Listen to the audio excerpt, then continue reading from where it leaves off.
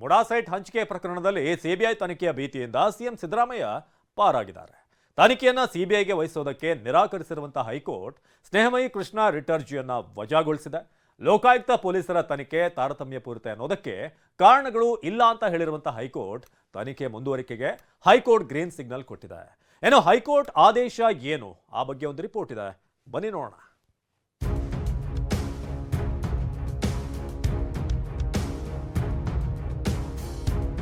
ಮುಡಾ ಹಗರಣ ಬೆನ್ನೇರಿದೆ. ಲೋಕಾಯುಕ್ತ ತನಿಖೆ ಪೂರ್ಣಗೊಂಡಿದೆ. ಇಡಿ ರಿಪೋರ್ಟ್ ರೆಡಿ ಮಾಡಿದೆ. ಇದರ ಮಧ್ಯೆ ಸಿಬಿಐ ಹೆಗಲೇರಿ ಬಿಡುತ್ತೆ ಅನ್ನೋ ಟೆನ್ಷನ್ ನಲ್ಲಿದ್ದ ಸಿಎಂ ಸಿದ್ದರಾಮಯ್ಯ ನಿಟ್ಟುಸಿರು ಬಿಟ್ಟಿದ್ದಾರೆ. ಸಿಎಂ ವಿರುದ್ಧದ ಮುಡಾ ಪ್ರಕರಣವನ್ನ ಸಿಬಿಐ ತನಿಖೆಗೆ ವಹಿಸಲು ಹೈಕೋರ್ಟ್ ನಿರಾಕರಿಸಿದೆ. ಸಿಬಿಐ ತನಿಖೆ ತೂಗುಗತ್ತಿಯಿಂದ ಸಿಎಂ ಸಿದ್ದರಾಮಯ್ಯ ಬಚಾವ್. ಮುಡಾ ಕೇಸ್ ತನಿಖೆ ಸಿಬಿಐಗೆ ವಹಿಸಲು ಹೈಕೋರ್ಟ್ ನಕಾರ. 94 ಪುಟಗಳ ತೀರ್ಪು ಪ್ರಕಟಿಸಿದ ಹೈಕೋರ್ಟ್ ಏಕಸದಸ್ಯ ಪೀಠ. ಮುಡಾ ಹಗರಣದಲ್ಲಿ ಕಾನೂನಿನ ಕುಣಿಕೆ ಬಿಗಿಯಾಗಿತ್ತು. ಸಿಬಿಐ ಎಂಬ ತೂಗುಗತ್ತಿ ಸಿದ್ದರಾಮಯ್ಯ ಮೇಲೆಯೇ ನೇತಾಡ್ತಿತ್ತು. ಆದರೆ ಸಿಎಂ ಸಿದ್ದರಾಮಯ್ಯ ಇವತ್ತು ಸಮಾಧಾನಕರ ನಿಟ್ಟುಸಿರು ಬಿಟ್ಟಿದ್ದಾರೆ. ಸಿದ್ದರಾಮಯ್ಯ ಕಾಡ್ತಿದ್ದ ಸಿಬಿಐ ತನಿಖೆಯ ಆತಂಕ ದೂರವಾಗಿದೆ. ಲೋಕಾಯುಕ್ತ ಪೊಲೀಸರಿಂದ ಸಮರ್ಪಕ ತನಿಖೆ ಸಾಧ್ಯವಿಲ್ಲ. ಹೀಗಾಗಿ ಪ್ರಕರಣವನ್ನ ಸಿಬಿಐಗೆ ವಹಿಸಬೇಕೆಂಬ ದೂರುದಾರ ಸ್ನೇಹಮಯಿ ಕೃಷ್ಣ ಸಲ್ಲಿಸಿದ್ದ ರಿಟ್ ಅರ್ಜಿಯನ್ನ ಹೈಕೋರ್ಟ್ ಏಕಸದಸ್ಯ ಪೀಠ ವಜಾಗೊಳಿಸಿದೆ. 94 ಪುಟಗಳ ತೀರ್ಪು ಪ್ರಕಟಿಸಿರುವ ನ್ಯಾಯಮೂರ್ತಿ ಎಂ ನಾಗಪ್ರಸನ್ನ ಅವರಿದ್ದ ಪೀಠ ಪ್ರಕರಣವನ್ನ ಸಿಬಿಐಗೆ ಕೊಡಲು ನಿರಾಕರಿಸಿದೆ. ಪ್ರಕರಣದ ತನಿಖೆಯನ್ನ ಸ್ಥಳೀಯ ಪೊಲೀಸರು ನಡೆಸುತ್ತಿಲ್ಲ. ಬದಲಿಗೆ ಲೋಕಾಯುಕ್ತ ಸಂಸ್ಥೆಯ ಅಂಗವಾದ ಲೋಕಾಯುಕ್ತ ಪೊಲೀಸರು ನಡೆಸುತ್ತಿದ್ದಾರೆ. ಇವರು ಎಡಿಜಿಪಿ ಹಾಗೂ ಲೋಕಾಯುಕ್ತರಿಗೆ ಉತ್ತರದಾಯಿಗಳಾಗಿದ್ದಾರೆ. ಲೋಕಾಯುಕ್ತ ಕಾಯ್ದೆಯಲ್ಲಿಯೇ ರಾಜಕೀಯ ಹಸ್ತಕ್ಷೇಪದಿಂದ ರಕ್ಷಣೆ ಇದೆ. ಇದನ್ನ ಸುಪ್ರೀಂ ಕೋರ್ಟ್ ಕೂಡ ಗುರುತಿಸಿದೆ. ಮುಖ್ಯಮಂತ್ರಿ ಸೇರಿದಂತೆ ಉನ್ನತ ಹುದ್ದೆಯಲ್ಲಿರುವವರ ವಿರುದ್ಧ ನಿಷ್ಪಕ್ಷಪಾತ ತನಿಖೆ ನಡೆಸಿದ ಇತಿಹಾಸ ಲೋಕಾಯುಕ್ತ ಸಂಸ್ಥೆಗಿದೆ. ಹಿಂದೆ ಸರಿಯಾಗಿತ್ತು, ಈಗ ತಪ್ಪಿದೆ ಎನ್ನಲು ಕಾರಣಗಳಿಲ್ಲ. ಹೈಕೋರ್ಟ್ ಆದೇಶದ ಮೂಲಕ ಲೋಕಾಯುಕ್ತ ಸಂಸ್ಥೆಯ ಮೇಲಿನ ಜನರ ವಿಶ್ವಾಸವನ್ನ ಕುಂದಿಸಲಾಗದು.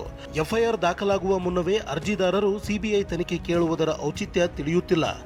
ಲೋಕಾಯುಕ್ತ ಪೊಲೀಸರು ತಮ್ಮ ತನಿಖೆಯಲ್ಲಿ ಅಗತ್ಯವಿರುವ ದಾಖಲೆಗಳನ್ನು ಸಂಗ್ರಹಿಸಿದ್ದಾರೆ. ಸಂಬಂಧಿಸಿದವರೆಲ್ಲರ ಹೇಳಿಕೆ ದಾಖಲಿಸಿದ್ದಾರೆ. ಹೀಗಾಗಿ ತಾರತಮ್ಯ ಪೂರಿತ ಕಳಪೆ ತನಿಖೆ ನಡೆಸಿದ್ದಾರೆಂದು ನನಗೆ ಕಂಡುಬರುತ್ತಿಲ್ಲ. ಸಾರ್ವಜನಿಕ ಸೇವಕರು ಅನುಚಿತ ಲಾಭ ಪಡೆದು ತಪ್ಪಿಸಿಕೊಳ್ಳಬಾರದೆಂದು ಹೈಕೋರ್ಟ್ ತನಿಖೆ ಅಗತ್ಯವೆಂದು ಹೇಳಿತ್ತು. ಆದರೆ ಈಗ ಆ ಅನುಚಿತ ಲಾಭದ ಪ್ರಶ್ನೆ ದುರ್ಬಲವಾಗಿದೆ. ಹೀಗಾಗಿ ಸಿಬಿಐ ತನಿಖೆಗೆ ವಹಿಸಲು ಅರ್ಹ ಕಾರಣಗಳಿಲ್ಲವೆಂದು ಅರ್ಜಿಯನ್ನ ವಜಾಗೊಳಿಸುತ್ತಿದ್ದೇನೆ. ಹೀಗಂತ ಆದೇಶ ನೀಡಿರೋ ಹೈಕೋರ್ಟ್ ಲೋಕಾಯುಕ್ತ ತನಿಖಾ ವರದಿಯಲ್ಲಿ ತಾರತಮ್ಯ ಇಲ್ಲ ಅಂತ ಅಭಿಪ್ರಾಯಪಟ್ಟಿದೆ. ಹಾಗೆ 14 ಮುಡಾ ನಿವೇಶನಗಳನ್ನ ಸಿಎಂ ಪತ್ನಿ ಹಿಂದಿರುಗಿಸಿರೋದು ಕೂಡ ಸಿಎಂ ಪಾಲಿಗೆ ಅನುಕೂಲಕರವಾಗಿದ್ದು, ಅನುಚಿತ ಲಾಭದ ಪ್ರಶ್ನೆ ಈಗ ದುರ್ಬಲವಾಗಿದೆ ಅಂತ ಹೈಕೋರ್ಟ್ ಅಭಿಪ್ರಾಯಪಟ್ಟಿದೆ. ದೂರು ಕೊಡಬೇಕಾದ್ರೆ ಲೋಕಾಯುಕ್ತಕ್ಕೆ ವಹಿಸಿ ಅಂತಲೇ ಕೂಡ ಅವ್ರು ಹೇಳಿದರು. ಅವರೇ ಲೋಕಾಯುಕ್ತಕ್ಕೆ ವಹಿಸಿ ಅಂತ ಹೇಳಿ ಇವಾಗ ಲೋಕಾಯುಕ್ತಕ್ಕೆ ಬೇಡ ಸಿಬಿಐ ಕೊಡಬೇಕು ಅಂತ ಕೇಳೋದು ಸರಿಯಲ್ಲ, ಸಮಂಜಸ ಅಲ್ಲ ಅಂತ ಕೋರ್ಟು ಕೂಡ ಹೇಳಿದೆ. ಸೊ ಹಾಗಾಗಿ ಲೋಕಾಯುಕ್ತದವರು ಏನು ತನಿಖೆ ಮಾಡ್ತಿದ್ದಾರೆ ಅದು ಪಾರದರ್ಶಕವಾಗಿದೆ, ನಿಷ್ಪಕ್ಷಪಾತವಾಗಿದೆ ಅಂತ ಕೋರ್ಟ್ ಅಭಿಪ್ರಾಯಪಟ್ಟಿದೆ. ಹಾಗಾಗಿ ನಮಗೆ ರಿಲೀಫ್ ಸಿಕ್ಕಿದೆ. ಸಿಬಿಐ ತನಿಖೆಗೆ ವಹಿಸಲು ಹೈಕೋರ್ಟ್ ನಿರಾಕರಿಸಿರೋದ್ರಿಂದ ಒಂದೆಡೆ ಸಿದ್ದರಾಮಯ್ಯ ಸಿಎಂ ಕುರ್ಚಿ ಮತ್ತಷ್ಟು ಭದ್ರವಾಗಿದೆ. ಆದರೆ ಸ್ನೇಹಮಯಿ ಕೃಷ್ಣ ಸುಪ್ರೀಂ ಕೋರ್ಟ್ ಮೊರೆ ಹೋಗಲು ಸಿದ್ಧತೆ ನಡೆಸಿದ್ದಾರೆ. ನಾವು ಸುಪ್ರೀಂಗೆ ಹೋಗ್ತೀವಿ ಅಂತ ಸಿಎಂ ಕಾನೂನು ಸಲಹೆಗಾರ ಪೊನ್ನಣ್ಣ ಹೇಳಿದ್ದಾರೆ.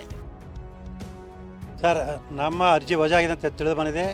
ಸೊ ನಮ್ಮ ಹೋರಾಟದಲ್ಲಿ ಒಂದು ಹಿನ್ನಡೆ ಆಗಿದೆ ಅಂತ ಹೇಳ್ಬೋದು. ಆದರೆ ಇದರಿಂದ ವಿಚಲಿತನಾಗುವಂಥ ಅಥವಾ ಹೋರಾಟದ ಹಿಂದೆ ಸರಿಯುವಂಥ ಯಾವುದೇ ಪ್ರಶ್ನೆ ಇಲ್ಲ. ಸೊ ನಮ್ಮ ಹೋರಾಟವನ್ನು ನಾವು ಮುಂದುವರಿಸ್ತೀವಿ. ಅಂದರೆ ಮೊನ್ನೆ ಸರ್ವೋಚ್ಚ ನ್ಯಾಯಾಲಯದಲ್ಲಿ ಒಂದು ಮೇಲ್ಮನವಿ ಸಲ್ಲಿಸಿ ಈ ಪ್ರಕರಣ ಸಿಬಿಐಗೆ ಕೊಡಿಸುವಂಥ ಪ್ರಯತ್ನವನ್ನು ನಾವು ಮುಂದುವರ್ಸ್ಕೊಂಡು ಹೋಗ್ತೀವಿ. ನಾವು ಹೋಗ್ತೀವಿ, ಸುಪ್ರೀಂ ಕೋರ್ಟ್ ಹೋಗ್ತೀವಿ. ಅವ್ರು ಬಂದರೆ ಅವ್ರು ಹೋದಾಗ ಹೋಗ್ಬೇಕಾಗತ್ತಲ್ಲ. ನ್ಯಾಯಾಲಯ ನಮ್ಮನ್ನು ಕರೆದ್ರೆ ನಾವು ಕೂಡ ನ್ಯಾಯಾಲಯಕ್ಕೆ ಹೋಗ್ತೀವಿ. ಸಿಎಂ ಯಾವುದೇ ತಪ್ಪು ಮಾಡಿಲ್ಲ ಎಂದ ಎಂಬಿ ಪಾಟೀಲ್. ಕೋರ್ಟ್ ನಿರಪರಾಧಿ ಅಂತ ಹೇಳಿಲ್ಲ ವಿಜಯೇಂದ್ರ ಟಾಂಗ್. ಮುಖ್ಯಮಂತ್ರಿಗಳಂತ ಸಿದ್ದರಾಮಯ್ಯನವರು ಮುಡಾ ವಿಚಾರದಲ್ಲಿ ಯಾವುದೇ ತಪ್ಪನ್ನ ಮಾಡಿಲ್ಲ. ಅನವಶ್ಯಕವಾಗಿ ಅವ್ರನ್ನ ಎಳೆತಂದು ಅವ್ರ ಹೆಸರಿಗೆ ಧಕ್ಕೆ ತರುವಂತ ಪ್ರಯತ್ನಗಳಾಗಿದ್ದಾವೆ.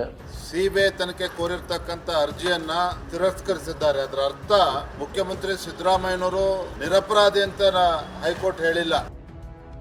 ಇನ್ನು ವಿಪಕ್ಷಗಳು ದುರುದ್ದೇಶದಿಂದ ಆಡಳಿತ ಬುಡಮೇಲು ಮಾಡಲು ಮುಂದಾಗಿದ್ವು ಅಂತ ಸಚಿವ ಈಶ್ವರ್ ಖಂಡ್ರೆ ವಾಗ್ದಾಳಿ ನಡೆಸಿದ್ರು. ಇದಕ್ಕೂ ಟಾಂಗ್ ಕೊಟ್ಟ ವಿಜಯೇಂದ್ರ, ನಾವು ಹೋರಾಟ ನಿಲ್ಲಿಸಲ್ಲ, ನಮ್ಮ ಆರೋಪಕ್ಕೆ ಈಗಲೂ ಬದ್ಧ ಅಂತ ಪಂಚ್ ಕೊಟ್ರು. ವಿರೋಧ ಪಕ್ಷಗಳು ದುರುದ್ದೇಶಪೂರ್ವಕವಾಗಿ ಈ ರಾಜ್ಯದ ಆಡಳಿತವನ್ನು ಬುಡಮೇಲು ಮಾಡಲಿಕ್ಕೆ ನಾವೇನು ಒಳ್ಳೆ ರೀತಿಯಿಂದ ಉತ್ತಮ ಆಡಳಿತ ಕಾಂಗ್ರೆಸ್ ಸರ್ಕಾರ ಕೊಡ್ತಾ ಇದೆ, ಅದಕ್ಕೆ ಹೊಟ್ಟೆ ಕಿಚ್ಚಿನಿಂದ ಈ ರೀತಿಯಲ್ಲೆಲ್ಲ ಆರೋಪ ಮಾಡ್ತಾ ಇದ್ದಾರೆ ಅಂತ ನಾವು ಹೇಳಿದ್ದೇವೆ. ನಾವು ಹೋರಾಟ ಮಾಡಿರ್ತಕ್ಕಂಥದ್ದು ಮೈಸೂರಿನ ಮೂಡ ಹಗರಣದಲ್ಲಿ ಮುಖ್ಯಮಂತ್ರಿಗಳ ಕುಟುಂಬ ಭಾಗಿಯಾಗಿದ್ದಾರೆ, ಸಾವಿರಾರು ಕೋಟಿ ಹಣ ಲೂಟಿಯಾಗಿದೆ ಅನ್ನುವ ಆರೋಪವನ್ನು ಮಾಡಿದ್ದೇವೆ. ನಮ್ಮ ಆರೋಪ ಏನು ಮಾಡಿದ್ವಿ, ಈವನ್ ಟುಡೇ ನಮ್ಮ ಅಲಿಗೇಷನ್ ಇಟ್ಸ್ ಹೋಲ್ಡ್ಸ್ ಗುಡ್. ಇವತ್ತು ಕೂಡ ನಾವು ಆರೋಪ ಏನು ಮಾಡಿದ್ವಿ ಅದ್ರ ಪದ್ಧತಿ ನಾವಿದೆ. ಹೈಕೋರ್ಟ್ ತೀರ್ಪು ನಿರೀಕ್ಷೆ ಮಾಡಿದ್ವಿ ಎಂದ ಸಚಿವರು. ಕಾಂಗ್ರೆಸ್ ನಾಯಕರು ಹೈಕೋರ್ಟ್ ಕೊಟ್ಟ ತೀರ್ಪನ್ನ ಸ್ವಾಗತಿಸಿದ್ದಾರೆ. ಸಿಬಿಐಗೆ ತನಿಖೆ ಒಪ್ಪಿಸೋದಕ್ಕೆ ಬರಲ್ಲ ಅಂತ ಹೇಳಿದ್ದಾರೆ. ಇದರ ಜೊತೆಗೆ ತೀರ್ಪು ನಮ್ಮ ವಿರುದ್ಧ ಬಂದ್ರು ಪರವಾಗಿ ಬಂದ್ರು ಗೌರವಿಸ್ತೀವಿ ಅಂದಿದ್ದಾರೆ. ಅಲ್ಲದೆ ಒಂದು ಏಜೆನ್ಸಿ ಇನ್ವೆಸ್ಟಿಗೇಷನ್ ಮಾಡೋಣ, ಒಂದು ಏಜೆನ್ಸಿ ಆಗಲೇ ಲೋಕಾಯುಕ್ತ ಇನ್ವೆಸ್ಟಿಗೇಷನ್ ಮಾಡಿದೆ, ಅದಾದ್ಮೇಲೆ ಇಡಿನೂ ಮಾಡಿದೆ, ಇನ್ನೊಂದು 3ನೇ ಏಜೆನ್ಸಿಗೆ ಯಾಕೆ ಕೊಟ್ಟಿರ್ತಾರೆ? ನಾವು ಇದನ್ನ ಎಕ್ಸ್ಪೆಕ್ಟ್ ಮಾಡಿದ್ದು, ಯಾಕೆಂದ್ರೆ ಇದರಲ್ಲಿ CBI ಕೊಡ್ತಕ್ಕಂಥ ಅಂಶ ಏನು ಇರ್ಲಿಕ್ಕಿಲ್ಲ ಅನ್ನೋದು ಒಂದು. ಲೋಕಾಯುಕ್ತ ಸಂಸ್ಥೆಯ ಮೇಲೆ ಕೋರ್ಟು ವಿಶ್ವಾಸವನ್ನ ಇಟ್ಟು ಈ ರೀತಿ ಆದೇಶ ಮಾಡಿದ್ದಾರೆ ಅಂತೇಳಿ ನಾನು ಹೇಳ್ಬೋದು. ರಾಜ್ಯದ ಅತ್ಯಂತ ಉನ್ನತ ಸ್ಥಾನದಲ್ಲಿರ್ತಕ್ಕಂಥ ಮುಖ್ಯಮಂತ್ರಿಗಳನ್ನು ಅವರ ವ್ಯಕ್ತಿ ಮತ್ತು ಘನತೆಯನ್ನು ಹಾಳು ಮಾಡಿ ಚಾರಿತ್ರ್ಯ ಹರಣ ಮಾಡ್ತಕ್ಕಂಥ, ಮುಖಕ್ಕೆ ಬಳಸ್ತಕ್ಕಂಥ ರಾಜಕೀಯ ಉದ್ದೇಶಗಳನ್ನು ವಿರೋಧ ಮಾಡ್ತೀವಿ, ಕಾನೂನನ್ನು ಗೌರವಿಸ್ತೀವಿ.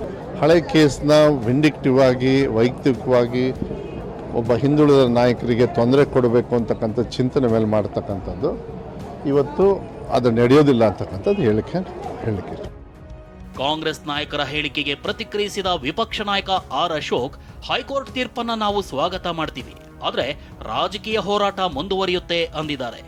ಅದರಿಂದ ಮುಂದಿನ ದಿನಗಳಲ್ಲಿ ಕಾನೂನು ಪ್ರಕಾರ ಏನು ಹೋರಾಟ ಮಾಡ್ಬೋದು ಆ ಹೋರಾಟಗಳನ್ನು ಸಿದ್ದರಾಮಯ್ಯನವರ ವಿಚಾರವಾಗಿ ನಾವು ಹೋರಾಟವನ್ನು ನಾವು ಮುಂದುವರಿಸ್ತೀರಿ.